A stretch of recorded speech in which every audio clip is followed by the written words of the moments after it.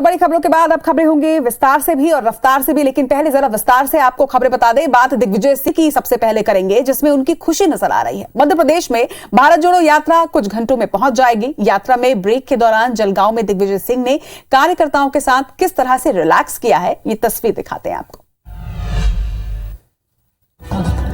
संपूर्ण दिशाओं में विजय प्राप्त करने वाला, यही होता है दिग्विजय का अर्थ। दिग्विजय सिंह बड़े हरफनमौला माने जाते हैं। मौका मिला तो डांस में जमकर हाथ आजमा लिया। तस्वीर महाराष्ट्र के जलगांव जामोद की है। कार्यकर्ताओं के साथ दोस्ती वाले गाने पर जमकर थिरके। दिग्विजय खुश बहुत हैं। राहुल गांधी मध्य प्रदेश की चौखट पर जो कदम रखने वाले हैं। क्या हुआ जो आज दिग्विजय प्रदेश के सीएम नहीं है, लेकिन भारत जोड़ो यात्रा उसी प्रदेश में आ रही है जहां दिग्विजय सिंह 1993 से 2003 तक 10 साल सीएम की कुर्सी पर रहे। वहीं नर्मदा परिक्रमा में वो अपना दमखम भी दिखा चुके हैं, लेकिन खुद के लिए ये भी कह चुके हैं कि हमारी तस्वीर भारत जोड़ो यात्रा के पोस्टर में न लगाई जाए। खैर, मध्य प्रदेश में यात्रा यहाँ की सियासत में क्या रंग लाएगी, ये तो वक्त के गर्भ में है। लेकिन बीजेपी नेता इन तस्वीरों पर चुटकी लेने में कोई कमी नहीं रखना चाहते। उनका उमंग भरा डांस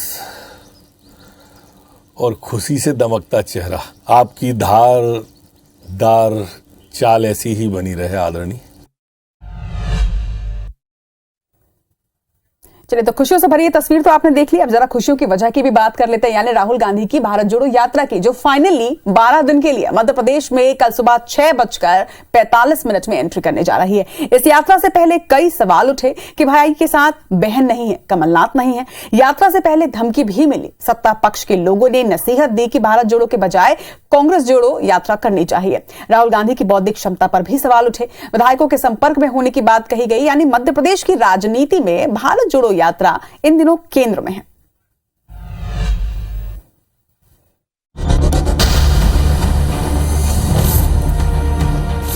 राहुल गांधी की भारत जोड़ो यात्रा अब से कुछ घंटों बाद मध्य प्रदेश में दाखिल हो जाएगी। शेड्यूल में थोड़े बदलाव के बाद राहुल की यात्रा बुधवार को महाराष्ट्र से मध्य प्रदेश में प्रवेश करेगी।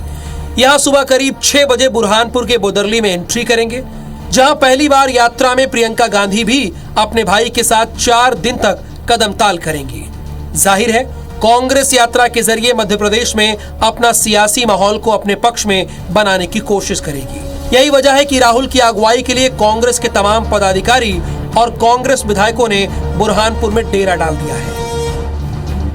पूरा मध्य प्रदेश, पूरा कांग्रेस जन उनके स्वागत के लिए आतुर है और ये हमारा सौभाग्य है, बुरहानपुर का निमाड़ का सौभाग्य है कि राहुल गांधी जी हमारे क्षेत्र में पदयात्रा कर गुजर रहे हैं और समस्त कांग्रेस जन उनका हार्दिक स्वागत करते हैं। हम सब कांग्रेस जनों में बहुत उत्साह है और आम जनता में उत्साह है। निश्चित मानना कि इस बार राहुल जी का एक ऐतिहासिक स्वागत होगा, जो अभी तक हिंदुओं में कभी किसी नेता का स्वागत नहीं हो, वैसा स्वागत होने जा रहा है। बदलाव के बाद राहुल की यात्रा अब मध्य प्रदेश में 23 नवंबर से 4 दिसंबर तक 12 दिनों तक दौड़ेगी।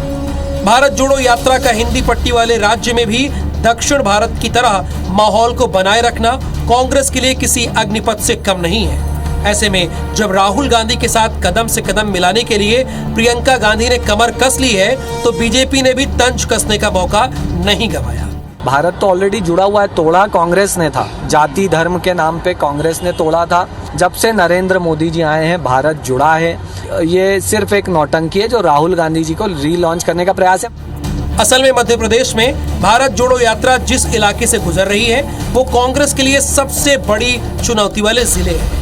पिछले चुनाव में भी कांग्रेस इस इलाके में बहुत अच्छा प्रदर्शन नहीं कर सकी थी।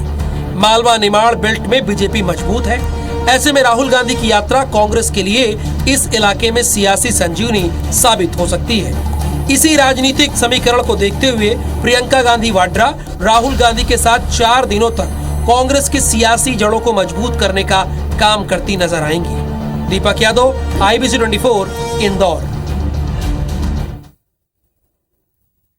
चलिए, और अब अन्नदाता से जुड़ी खबर की भी बात कर लेते हैं। खाद्य संकट पर घमासान के बीच मध्य प्रदेश सरकार ने एक बड़ा फैसला लिया है। सरकार किसानों के घर पर खाद मुहैया कराने जा रही है। हालांकि कांग्रेस इस मुद्दे पर लगातार सरकार को घेर रही है। क्यों, ये भी आप देखिए।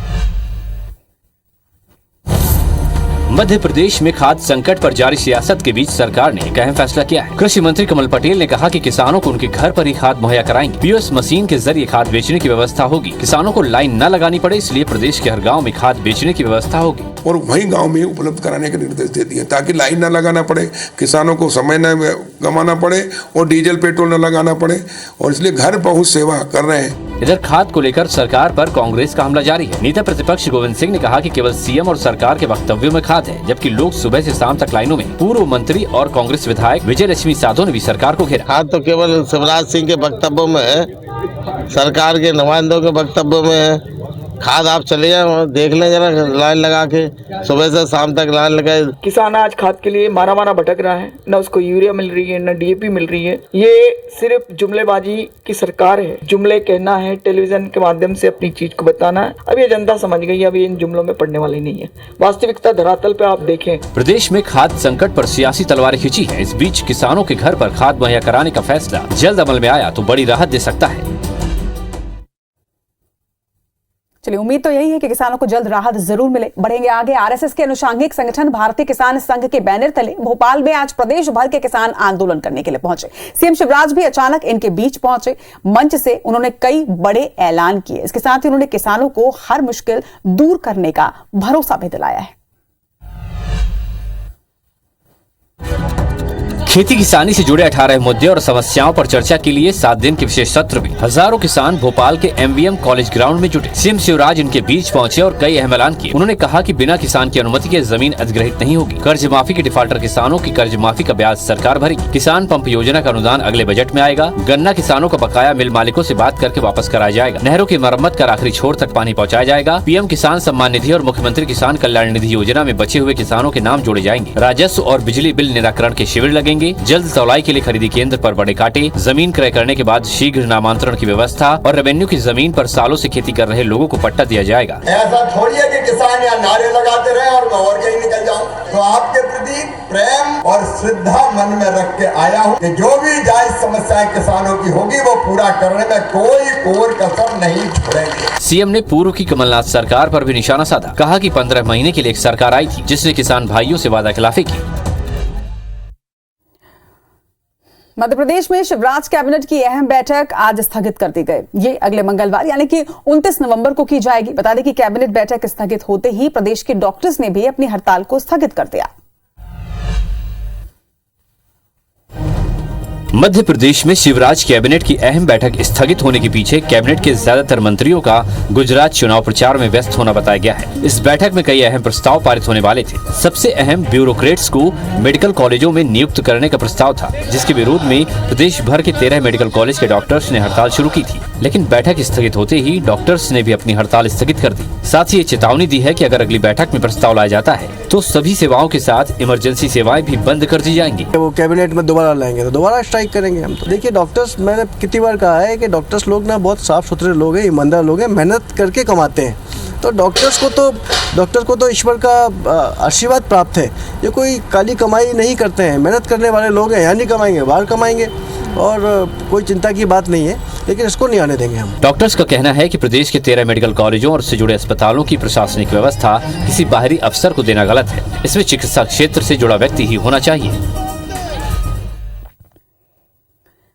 दमोह में आज हिंदू संगठन ने धर्मांतरण के आरोपों पर कार्रवाई नहीं करने को लेकर प्रदर्शन किया। इधर इस मामले में केंद्र सरकार ने संज्ञान लेते हुए दमोह एसपी को नोटिस जारी कर दिया है। देखिए इस पर खास रिपोर्ट।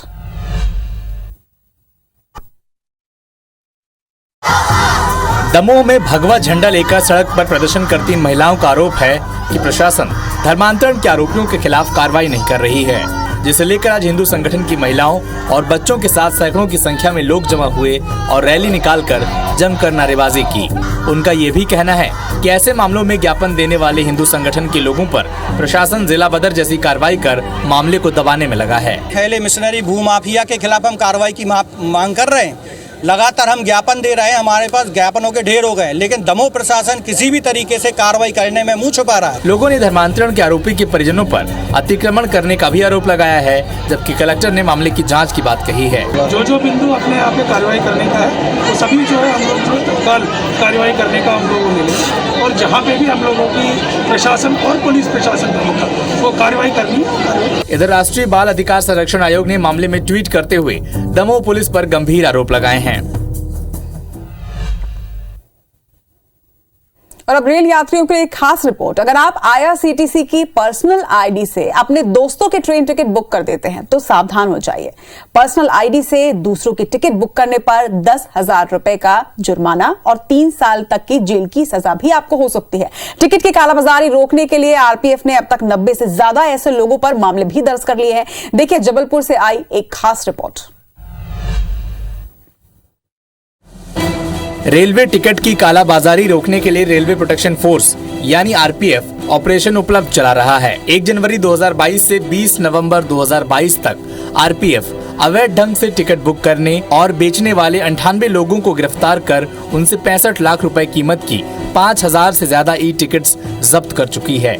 इनमें वो लोग भी शामिल हैं जिन्होंने IRCTC की पर्सनल आईडी से दूसरों की टिकट बुक की थी। आपको बता दें कि IRCTC की अपनी पर्सनल आईडी से केवल अपने या फिर अपने ब्लड रिलेशन वाले रिश्तेदारों का ही टिकट बुक करें, क्योंकि दूसरों की टिकट बुक करना रेलवे एक्ट में अपराध है। पूरे इंडियन रेलवे में ऑपरेशन उपलब्ध एक चलाया जा रहा है और अभी तक जबलपुर डिवीजन में लगभग 82 केस हमने रजिस्टर किए हैं। लगभग 90 से ज़्यादा लोग अरेस्ट हुए हैं, उनके ऊपर कार्रवाइयाँ की गई हैं और लगभग 65 लाख से ज्यादा की टिकट सीज हुई है। दरअसल ऑपरेशन उपलब्ध के जरिए टिकट की कालाबाजारी रोकने में मदद मिलेगी, साथ ही दोषियों को चिन्हित कर कार्रवाई करने में आसानी रहेगी।